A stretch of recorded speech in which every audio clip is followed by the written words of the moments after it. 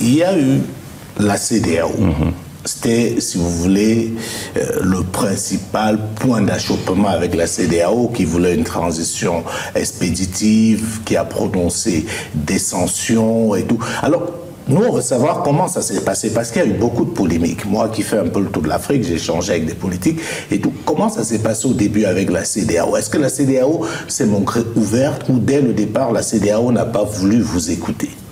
Bon, je dois dire que la première phase de la transition à laquelle je n'ai pas pris part, après les changements qui sont intervenus, je sais que les premiers pas ont été assez conciliants avec la CEDEAO parce que les pays et la CEDEAO ont pu trouver une feuille de route pour pouvoir avancer ensemble, une transition consensuelle, un président civil, un premier ministre civil. Donc, je pense qu'il y avait quand même un espace de travail. Là où les choses ont changé, je pense avec l'arrivée de son Excellence le général d'armée Assimi Goïta, à l'époque au colonel, donc qui a pris un peu les rênes du pays, qui voulait un travail de fondation qui voulait amener le pays dans une autre direction de changement réel et pratiquement de rupture avec certaines pratiques qui existaient. Donc, les choses ont commencé à être compliquées à partir de cet instant. Mais je pense que ce qu'il voulait aussi, c'était l'autonomie du pays parce qu'il voyait qu'on avait fait des choix sécuritaires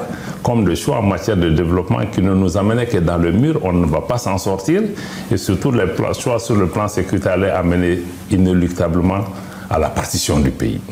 Et je pense que ces éléments ont contribué certainement et la CEDEAO n'avait pas une bonne lecture de la situation. Sa seule lecture était organiser des élections pendant que nous parlions de reconstruire un État.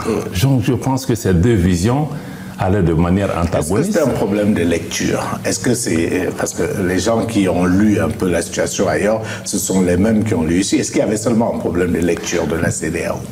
Il y avait un problème de lunettes, certainement. Hein? Il y avait un problème de lunettes parce que nous pensons que c'était des lunettes peut-être françaises ou autres qui étaient utilisées pour regarder notre situation. Il y avait beaucoup d'interférences extérieures parce que le problème que nous avions ici, c'était essentiellement avec l'ancienne puissance coloniale, donc qui instrumentalise nos organisations pour obtenir un certain nombre d'éléments. Donc je pense que ça, ce n'était pas un secret pour nous, parce que comme je l'ai indiqué, il y a des responsables qui sont venus nous voir pour nous dire, bon, nous, chassez les Russes, et puis dites-nous de combien d'années de transition vous avez besoin. Et on va demander à la CEDEAO de vous foutre la paix. Donc à partir de cet instant, il y a des actes qui sont posés, les fermetures des frontières, et essayer de créer des sanctions économiques, physiques, pour amener à des renversements, je ne pense pas que les pays voisins, des pays frères, puissent avoir intérêt à faire ce type d'ajustement s'il n'y a pas d'autres enjeux. À chaque fois que nous avons l'occasion, nous aimons leur rendre hommage, car nous savons qu'ils sont tombés pour nous. Nous disons que si la France n'a pas oublié le général de Gaulle, que si les Américains n'ont pas oublié Martin Luther King, nous n'avons pas le droit d'oublier Thomas Sankara, Patrice Lumumba, Kwame Nkrumah, Jomo Kenyatta, King Rastafari from Ethiopia. Ils ont oublié la prison d'Assabou. Son Excellence Abdoulaye Diop, ministre malien des Affaires étrangères, a donné une interview sur la chaîne de télévision Vox Africa TV. Cette interview existe sur la chaîne officielle de Vox Africa et je vous invite de partir la revoir parce qu'elle est réellement importante. C'est une interview qui dure à peu près 1h45, 1h50, mais je vous l'assure que ça vaut le coup parce que lors de cette interview, ils ont abordé des thèmes qui nous intéressent tous, à savoir la relation qui existe entre le Mali et la France ou bien entre la France et les pays de l'AES, une relation qui se dégrade de jour en jour, mais concernant cette situation, il a apporté aussi une précision en disant que ils ne sont pas contre les Français ou bien qu'ils ne sont pas contre la France. Mais plutôt, tout ce qu'ils sont en train de faire, c'est de protéger leur intégrité territoriale et de protéger leurs intérêts. Tout comme ce que la France est en train de chanter à longueur de journée, que leur intérêt est menacé dans les pays africains. On se demande quel intérêt, jusqu'à présent, on ne le sait pas. Lors de cette interview, M. Abdoulaye Diop nous a parlé aussi des raisons de pourquoi est-ce que Le Mali et les pays de l'AES ont quitté la CEDEAO, une organisation qui ne joue plus son rôle, une organisation qui existe mais que par le nom. Nous avons vu ce qui s'est passé en Guinée-Bissau où M.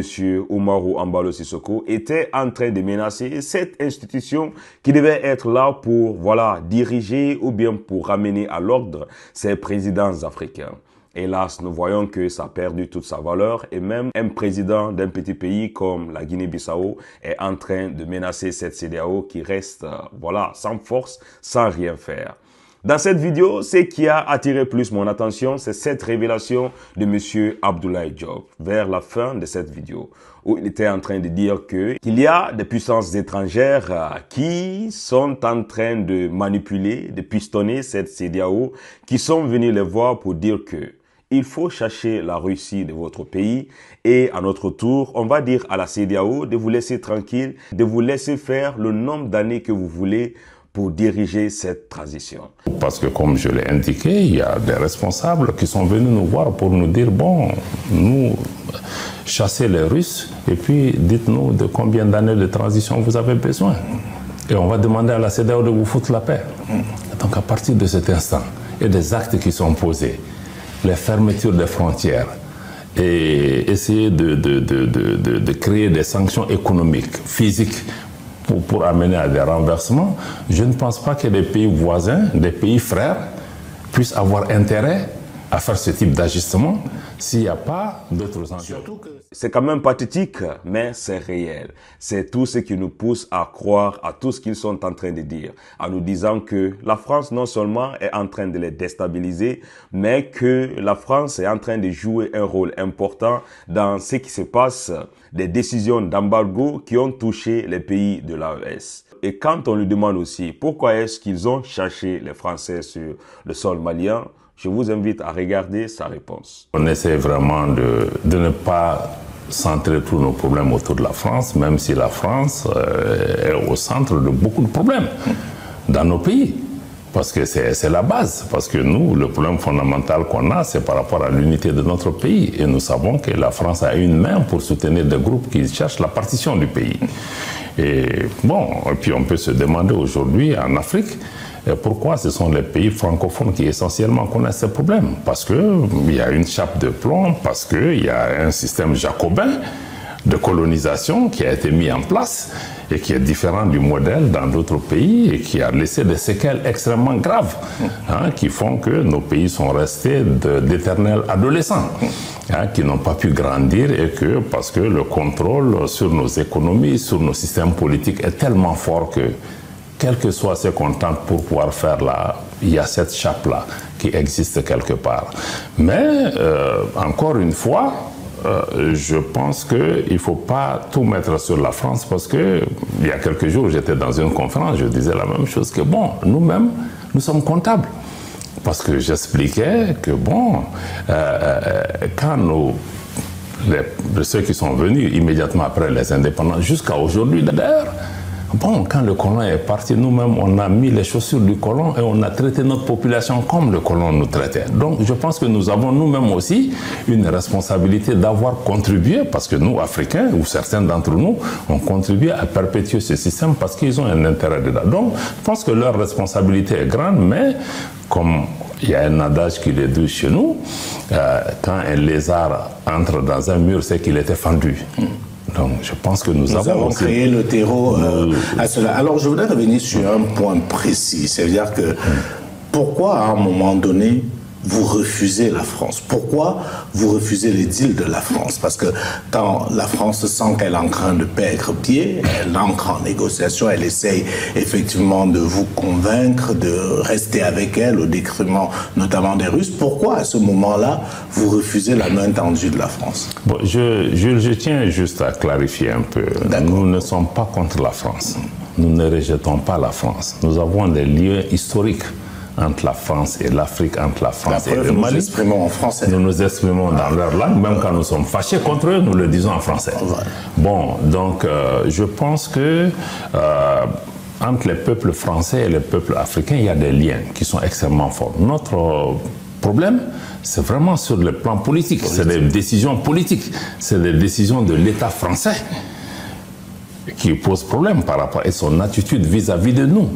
Hein, et en nous traitant d'une façon condescendante, irrespectueuse, et aussi de penser pratiquement que nous ne sommes pas des États souverains, qu'elle peut décider pour nous et qu'elle peut faire ce qu'elle veut. Je pense que ce sont ces attitudes-là que nous avons dénoncées. Si la France change de posture, mais nous n'avons absolument aucun problème parce que, comme nous l'avons indiqué, notre engagement avec les pays sont fondés sur 3 principes majeurs que le président de la transition a déclinés, qui sont aujourd'hui des principes constitutionnels: le respect de la souveraineté du Mali, le respect des choix souverains du peuple et la prise en compte de ses intérêts. Tout pays, y compris la France, qui observe ces lignes, nous n'avons pas de problème de nous engager avec ces pays, mais ça doit se faire dans la sincérité.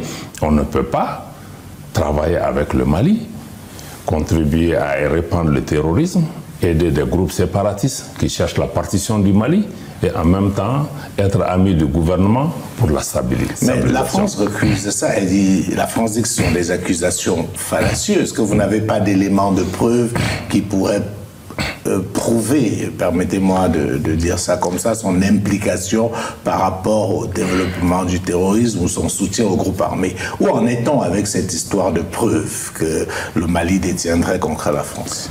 Bon, ce que nous avons, il y a des tonnes de preuves. Je crois que le gouvernement a déjà fait un communiqué avec une liste d'infractions ou des violations de notre espace aérien, de transport de groupes terroristes sur notre territoire.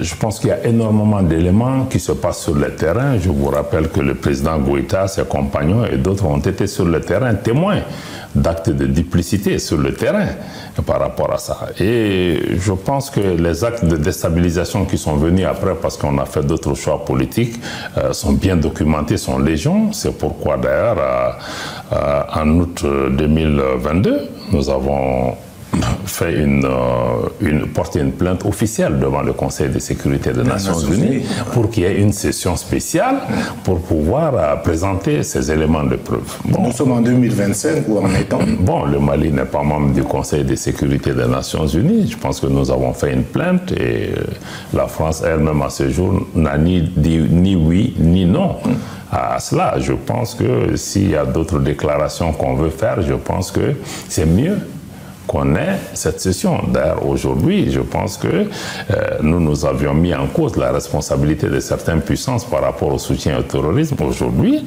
le directeur national du renseignement américain est sorti publiquement pour reconnaître quand même que des pays comme les États-Unis et certainement d'autres pays occidentaux ont apporté un soutien direct à des groupes terroristes.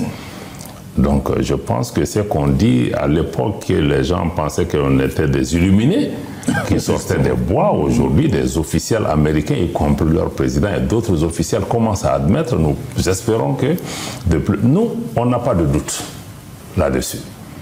Et ceux à qui on parle aussi savent de quoi nous parlons. Donc, c'est une question d'avoir une session ici et là. Ça veut dire que la France même n'était pas seule. Beaucoup d'autres puissances, on la met dans la constitution, la formation, l'action de ces groupes terroristes. Comme notre président le dit, il ne faut pas qu'on soit naïf. Hein. Aujourd'hui, le terrorisme est utilisé comme un instrument de déstabilisation de nos pays. Autrefois, on cherchait des rébellions, on cherchait des manifestations dans les rues, on utilisait les syndicats. Mais aujourd'hui, si on ne fait pas ce qu'ils souhaitent qu'on fasse, mais subitement, ces groupes sont formés, sont activés pour pouvoir... Ça, le terrorisme est essentiellement un objectif politique qui est visé. Derrière le terrorisme, il y a un objectif politique qui est visé, selon ce que le ministre Abdoulaye Diop est en train de dire dans cette vidéo. Et c'est exactement vrai pour les gens qui ne croient pas. Je vous prie, voilà, de lire un peu le livre de Dr Franklin Yamsi. Il y a beaucoup de preuves qui nous le disent que exactement ce qui se passe en Afrique, c'est non seulement financé et soutenu par les grandes puissances internationales, les grandes puissances occidentales, et à travers les dernières révélations des États-Unis, de Madame Gabbard ou bien de Elon Musk, on se rend compte que tout ce qu'il est en train de dire dans cette vidéo, c'est réel. On se demande aussi pourquoi est-ce que quand le Mali accuse officiellement des pays comme la France devant l'ONU et que jusqu'à présent, il n'y a pas d'enquête qui a été commencée pour nous élucider de ce qui en est exactement de toutes ces accusations. Mais vous le savez très bien, si ce n'était que des accusations, il y a longtemps que la France ou bien les pays indexés par les États de l'AES ont très longtemps réagi. Dans cette vidéo, vers la fin, M. Abdoulaye Diop a touché un point qui est réellement intéressant pour nous les Africains, pour nous qui voulons changer notre destinée, parce qu'il a dit qu'on a cherché les colons et qu'il ne veut pas à chaque fois centrer le problème malien autour de la France. Une fois que la France a quitté et qu'ils ont pris leur décision, quel est notre rôle, nous en tant que fils du pays, nous en tant qu'Africains, nous qui rêvons pour que les choses puissent changer positivement. On doit forcément soutenir non seulement la transition, mais aussi apporter des solutions pour que tout puisse aller dans les meilleures conditions. Est-ce que tous les Africains ou bien tous les Maliens qui sont dans cette révolution sont en train de le faire? Point d'interrogation. Quand on voit tout autour avec des politiciens qui veulent coûte que cette transition-là prenne fin et que les organisations des élections soient déjà programmées, je comprends que il est très difficile pour nous les Africains de partir sur une même destinée, de partir sur une même ligne, sur une même directive.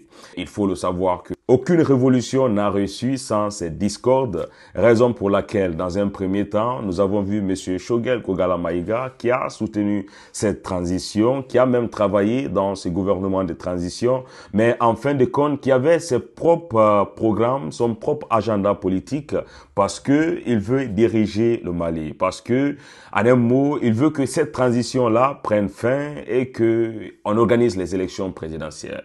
Peut-être qu'il aura la chance de diriger le pays, mais les situations du pays ne permettent pas d'aller aux élections. Tout comme en Ukraine, quand on attend le président Macron dire que l'Ukraine est en guerre, qu'ils ne peuvent pas aller aux élections libres et transparentes. Et c'est la même chose qu'on doit aussi signaler, non seulement pour le Mali, le Burkina Faso et le Niger, qu'ils ne peuvent pas aller aux élections parce qu'ils sont confrontés à des problèmes de sécurité, à des problèmes d'intégrité territoriale où il y a des gens qui veulent complètement la sécession de ces pays, la balkanisation des pays comme le Mali, parce que il y a un groupe qui s'élève, qui disent que et ils veulent l'indépendance d'un côté de la région de Kidal, précisément à Tinzaouaten. Dans ces conditions, on ne peut pas alors organiser les élections. En fin de compte, pour terminer cette vidéo, ce que j'ai retenu, c'est que M. Abdoulaye Diop nous exhorte à tous travailler ensemble dans la même direction. Parce que les colons ne sont plus là. Et c'est nous qui avons cette responsabilité de changer les choses dans notre pays, d'aider nos gouvernements et surtout d'obéir aux règles et aux lois et d'être réellement un citoyen à 100%. Un citoyen à 100% qui est nationaliste, qui aime cette Afrique, qui aime son pays natal, qui va aider surtout les autorités à relever le défi, à dire que on peut avoir une Afrique meilleure sans l'aide des Européens. Sur ce, mes frères, n'oubliez pas de laisser en commentaire tout ce que vous pensez concernant cette déclaration de M. Abdoulaye Diop sur le plateau Vox Africa. Cette révélation, pour moi, c'est une révélation parce que c'est des choses qui n'ont jamais été dites et je n'ai jamais entendu dans une autre presse ou bien dans une autre vidéo auparavant publiée par M. Abdoulaye Diop. Ici, il est carrément en train de nous dire que on parle de CEDEAO, mais il y a des gens qui pistonnent la CEDEAO, comme le dit M. Laurent Gbagbo. Et cette CEDEAO est là juste pour une figuration, parce que il y a des autorités qui sont venues, il n'a pas dit le nom, mais les voix pour dire que cherchez les Russes et enfin, nous, on va dire à la CEDEAO de vous laisser tranquille, de vous laisser faire le nombre d'années de transition que vous voulez faire. C'est pour dire que toutes ces décisions qui ont été prises par la CEDEAO, c'était des décisions qui étaient dictées. Quelque chose que le docteur Franklin Nyamsi n'arrête pas de répéter en longueur de journée. On se retrouve à très bientôt, mes frères et sœurs, pour une nouvelle vidéo. Et bon vendredi à tous. À chaque fois que nous avons l'occasion, nous aimons leur rendre hommage, car nous savons qu'ils sont tombés pour nous. Nous disons que si la France n'a pas oublié le général de Gaulle, que si les Américains n'ont pas oublié Martin Luther King, nous n'avons pas le droit d'oublier Thomas Sankara, Patrice Lumumba, Kwame Nkrumah, Jomo Kenyatta. King Rastafari from Ethiopia. Ils ont ouvert la prison d'Assabou.